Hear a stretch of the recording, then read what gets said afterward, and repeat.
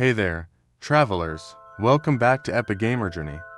Today, we've got an exciting update for you, a quick and comprehensive rundown of the Genshin Impact version 4.7 special program. In this video, we'll cover all the major highlights, including new characters, upcoming events, and exciting new features that you won't want to miss. So grab your snacks, sit back, and let's dive into all the juicy details of version 4.7.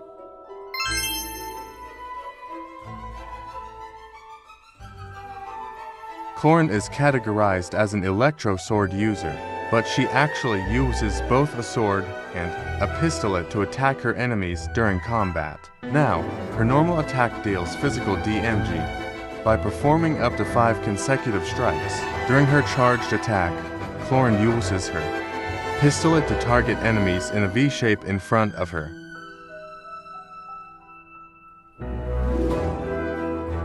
Chlorine's elemental skill, Hunter's Vigil, is an ability that demonstrates how potent she can be when she's focused. During combat, unleashing Chlorine's elemental skill will cause her to enter the night vigil state. During this state, Chlorine can unleash 2 different types of special attacks. Her normal attacks will be converted into swift hunt pistolet attacks, and her elemental skill will be converted into a lunging attack, Impale the Knight. Those swift hunt pistolet attacks increase Chlorine's bond of life, and her lunging attack, Impale the Knight, will clear the bond of life.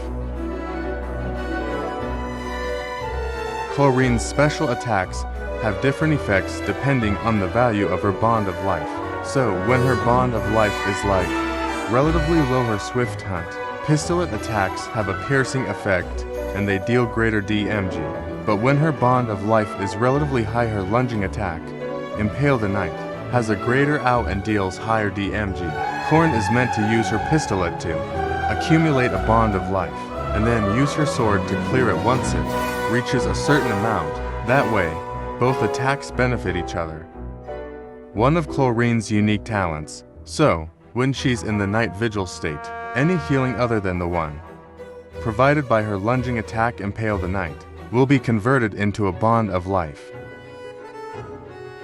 During her charged attack, Corrin uses her pistolet to target enemies in a V shape in front of her, to unleash an ancient skill that empowers mortals to fight deadly monsters.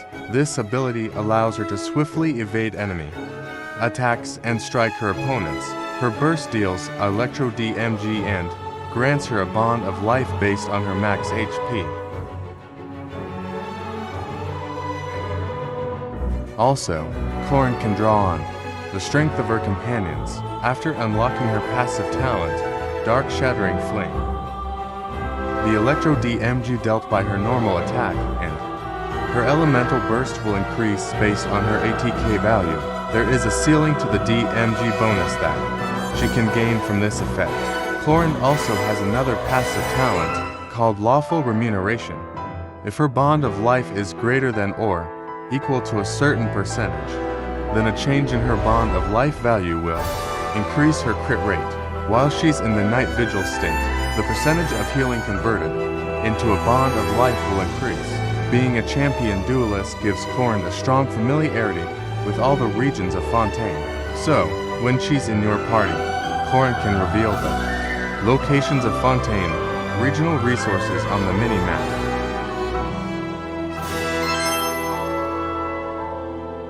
Saijun is a Hydro Bow user. Her normal attack unleashes up to 3 consecutive attacks. During the second and third attack, Saijun takes out a pill and tosses it at her opponent.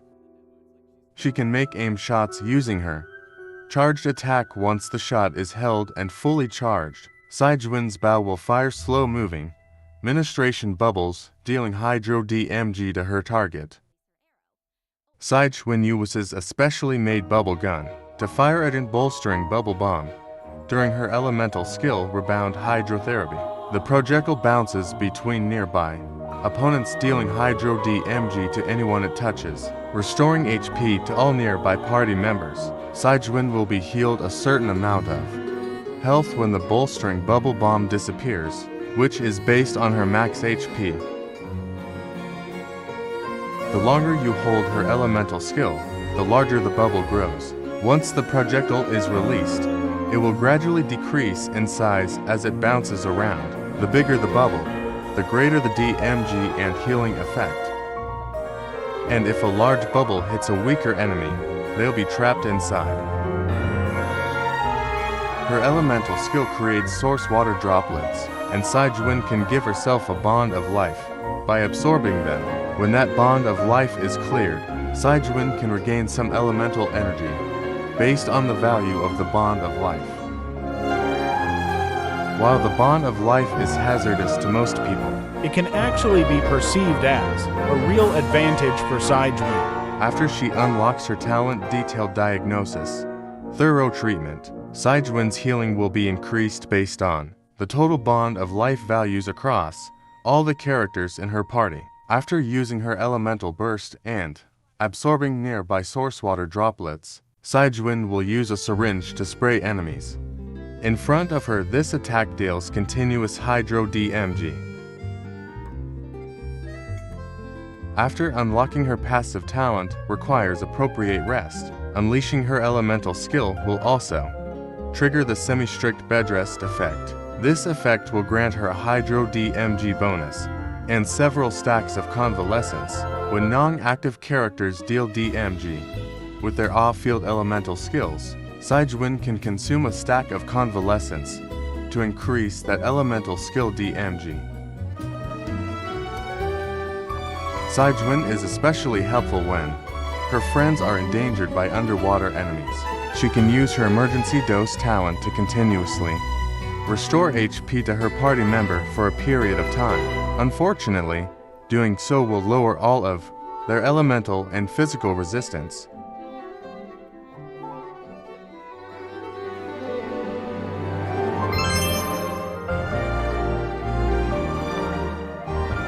When Sethos is in your team, he'll reveal the location of Sumeru regional specialties on the mini-map. Sethos' aim shot has a special variant. When charged to level 2, he can't move when his attack is charged to its second level, but it allows him to fire a powerful shadow-piercing shot that can pierce enemies, dealing electro DMG to targets in its path. Sethos' talent Black Kite's Enigma can decrease the charging time of his aimed shot by consuming elemental energy. Some elemental energy will also be consumed after releasing the shot. Sethos has an elemental skill that helps him restore elemental energy. It's an ancient ritual that deals electro DMG, and it also restores elemental energy whenever a hit on an enemy triggers an overloaded electro charge, superconduct, electro swirl, quicken, aggravate, or hyper bloom reaction. By unleashing his elemental burst, Sethos will perform an ancient ritual that was passed down from King Deshart's era. He will enter the twilight meditation state, converting his normal attacks to enemy-piercing dusk bolts that deal increased DMG based on his elemental mastery. One of his other talents will also increase the DMG dealt by his shadow-piercing shot for a period of time based on his elemental mastery.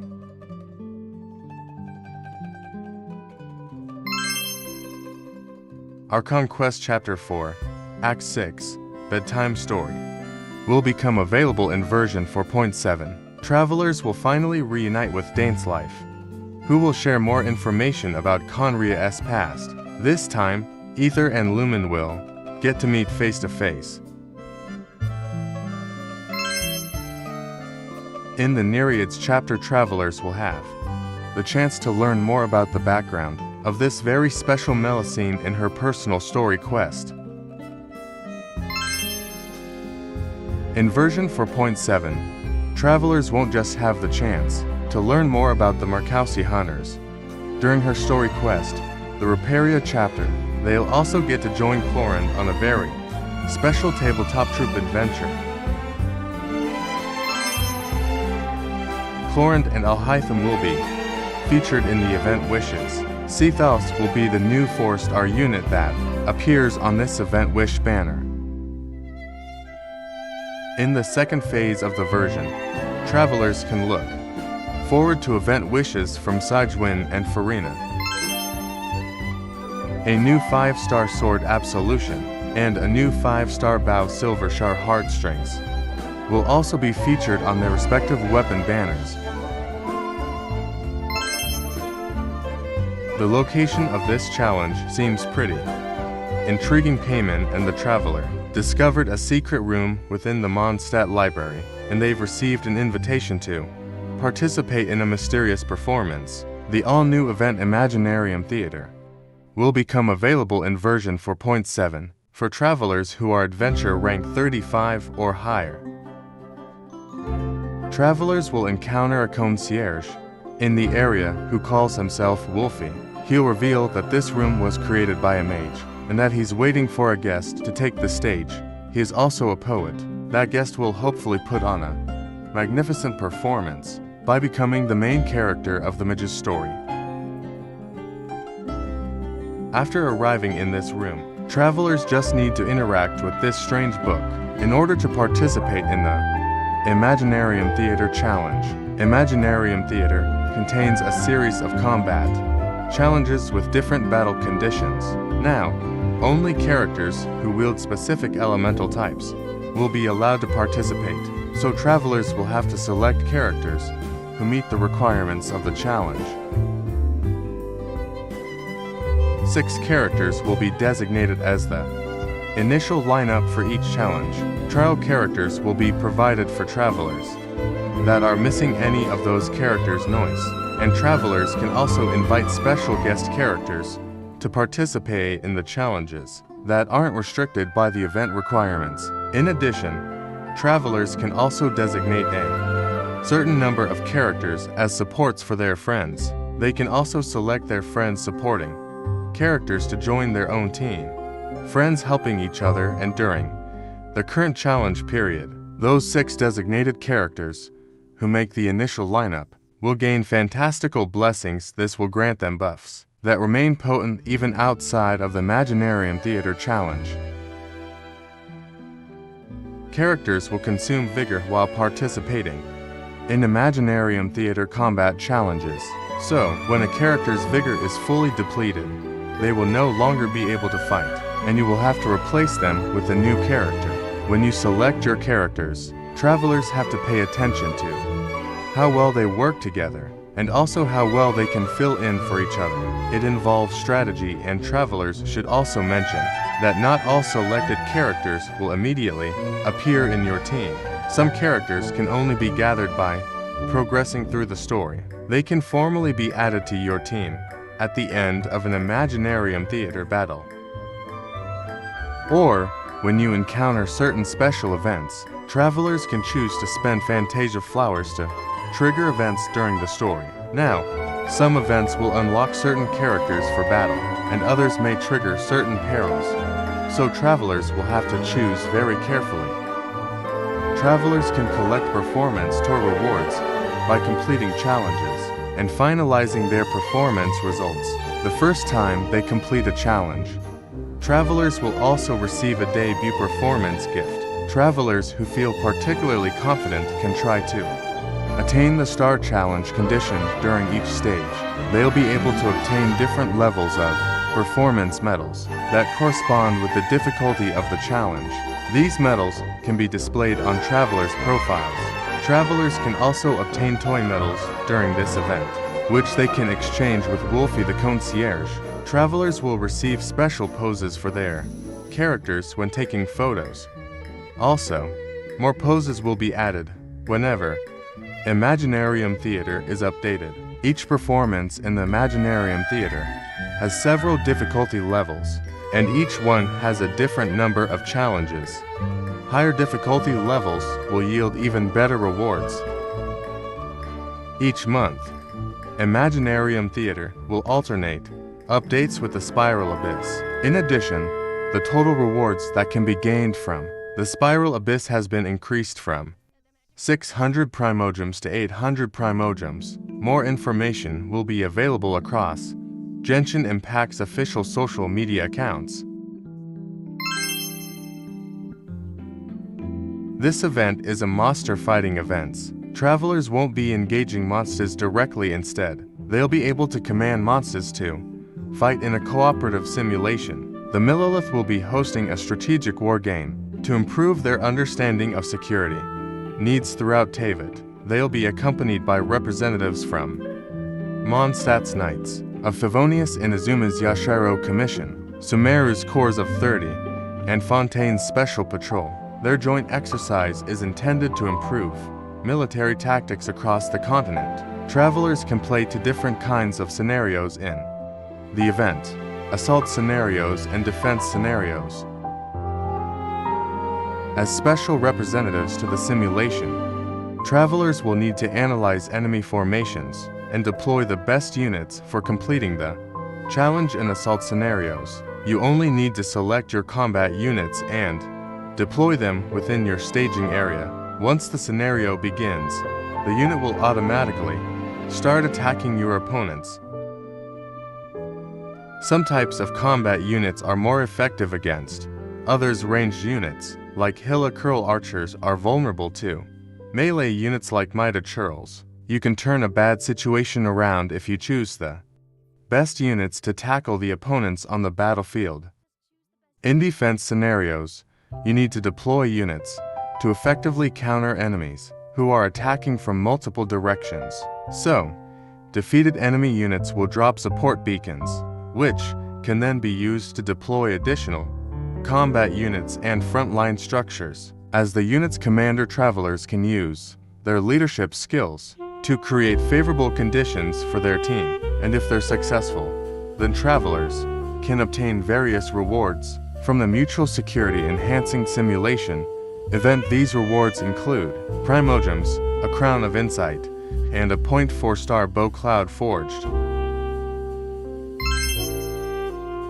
Another combat-related event, Endless Forms Most Martial. In the previous event, travelers only got to simulate combat.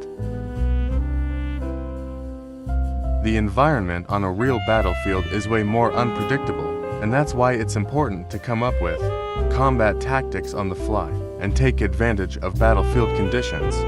In Endless Forms Most Martial, travelers will have to defeat enemies according to the special rules of each stage. For example, some challenges may require travelers to defeat enemies affected by the electro-charged condition, and that is the only way to accumulate progress towards the challenge goal. Now, once they satisfy the requirements, they'll be able to earn rewards.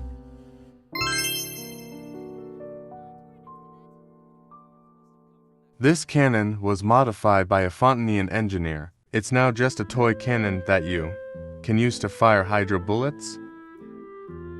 Travelers will need to allocate energy to the cannon and choose the correct firing mode to destroy as many target balls as possible within the time limit. They'll even be rewarded for their trouble. In order to keep the event interesting, special types of target balls will appear during the challenge. They will produce different effects when they are destroyed, so be sure to check it out for yourselves in the new update. Next event takes place in the land of Mondstadt. Travelers will encounter a familiar light novelist who recently completed a new script. Travelers who follow her script will be able to embark on a wondrous journey of literature and imagination, and the script will lead travelers to mysterious locales where they will have the opportunity to earn rewards. Travelers can take advantage of adventure techniques to gain special buffs. These buffs will make the oncoming bullets a lot easier to deal with. You'll also be able to get rewards more easily if you're smart about how you use them. The new version will be adding more updates to the Genius Invocation to CG. Travelers can look forward to new character cards, monster cards, and action cards. Also, more NPCs will be ready to challenge travelers in the open world. The Ley Line Overflow event will also return in the new version. First up, the encounter point system for collecting daily commission rewards will now be unlocked at Adventure Rank 24. Traveler's max resin will be increased from 160 to 200. And that's a wrap on our quick summary of the Genshin Impact version 4.7 special program. We hope you're as hyped as we are for all the new content coming our way. Don't forget to like this video if you found it helpful. Subscribe for more Genshin Impact content, and hit that notification bell so you never miss an update. Also, let us know in the comments which part of the update you're most excited about.